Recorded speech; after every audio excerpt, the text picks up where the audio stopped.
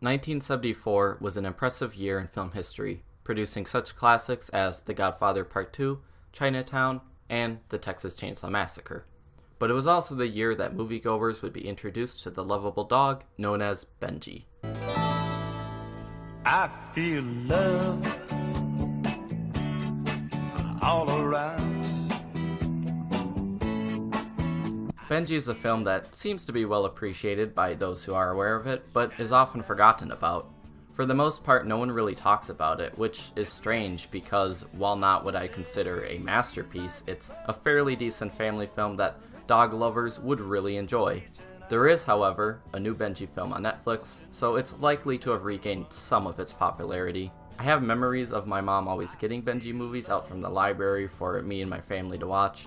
This was back when VHS tapes were still being used, and we'd always leave the library carrying a huge stack of them. Unfortunately, since I started watching them at such a young age, I didn't have the best memory of what happened in each film, so that led me to the decision of revisiting it, and what better way to do that than with the movie that started it all. Benji follows the story of a stray dog living out his daily life. He visits different people in town, chases cats, and even manages to find love.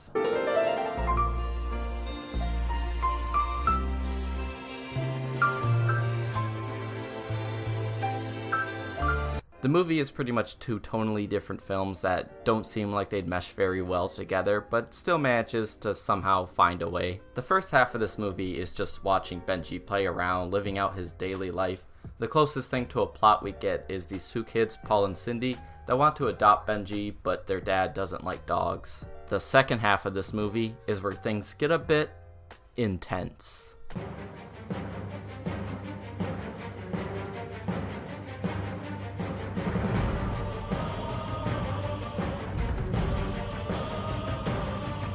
The main plot of this film doesn't really get introduced till this point, but pretty much Paul and Sydney have been kidnapped, taken back to a spooky house, and held for ransom. Some pretty heavy themes for a cute dog film, but it does a good job at keeping it fairly innocent. But of course, Benji is there to find the ransom note in hopes of showing it to the police and leading them back to the house where the children are. Benji was created by Joe Camp, a director and producer who created the film after expressing concern over the abundance of G-rated films being released through the four-wall distribution system. Four-wall distribution is basically when a studio rents out a movie theater for a short period of time, keeping all box office revenue to themselves. This was a very common thing for theaters to do back in the 60s and 70s. Joe Camp actually tried to get distribution for the film, but got turned down by every major studio in Hollywood. No one seemed to have any sort of interest in Benji. Eventually, what Joe Camp had to do was create his own company so that he could distribute the film worldwide. This company he formed was known as Mulberry Square Releasing. After all of Camp's struggles to get this film out there, it really paid off in the end. The film was made for the low budget of $500,000 and managed to make back $45 million, becoming the third highest grossing film in 1974. Benji would then go on to become a whole series of films. Joe Camp seemed to have this crazy idea that Benji was going to be the next big thing. Some of the Benji sequels are just bizarre. You have some pretty normal ones, like For the Love of Benji, Benji's Christmas Story, and I guess Benji the Hunted. But then you have some really bizarre ones, like that weird one with Chevy Chase that was made for adults. I'll be sure to save my discussions on that one for another video. And then there's that TV show, Benji, Zax, and the Alien Prince, which I have no idea what that was all about.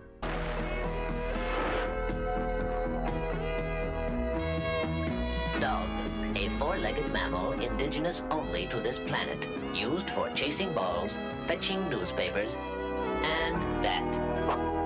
Benji is a film with very little substance. It's more cutesy than anything else, but that's exactly what it wants to be, and you know what? That's fine. A lot of films seem to be made with that mindset and have still gone on to become beloved classics. This movie could really be cut down to half of its length, as a lot of the scenes really drag on. There's a scene towards the end where Benji finally gets the ransom note and is running back to the house. This scene goes on for like 2 minutes straight, which probably doesn't sound like much, but feels a bit unnecessary when you're actually watching it.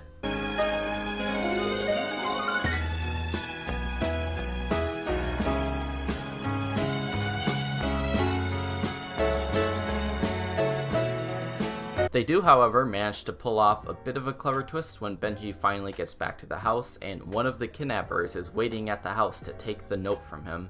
It's nothing incredible, but a nice little touch to add a bit more layers to such a simplistic story. Benji also features an original opening song performed by country singer Charlie Rich. The music of this film is very much a product of its time. Just remember when she gets you, I tried to give you a little advice.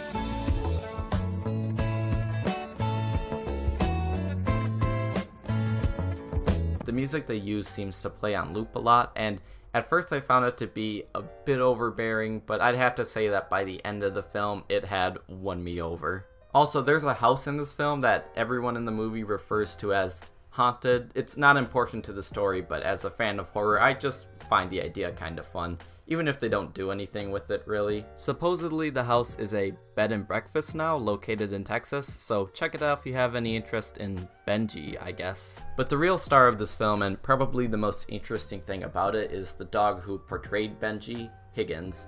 Higgins was a famed dog actor of the 60s and 70s that starred in several movies and TV shows. He was adopted from a shelter by animal trainer Frank Inn. Higgins died at the impressive age of 17, which is really old for a dog, I might add.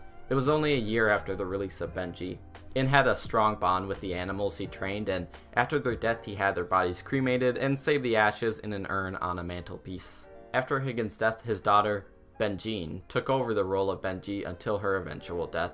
And if you ask me, that's pretty cool that she was able to carry on his legacy, even if, as a dog, she probably wasn't even fully aware of it. Eventually, Frank Inn died in 2002. It was his wish to have the ashes of the animals he trained with buried with him, but unfortunately the request never happened. Well, actually, he does anything I motion him to, too, you know. See, I don't really have to talk. I talk so you know what he's supposed to do. Yeah. But I can make motions like...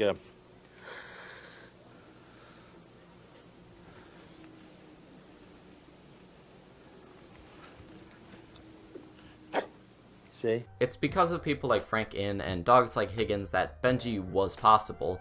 A lot of the film is really about showing off all of the impressive tricks that Benji can do. Nobody who's watching the film actually cares about the plot. We just want to see Benji do a quadruple backflip.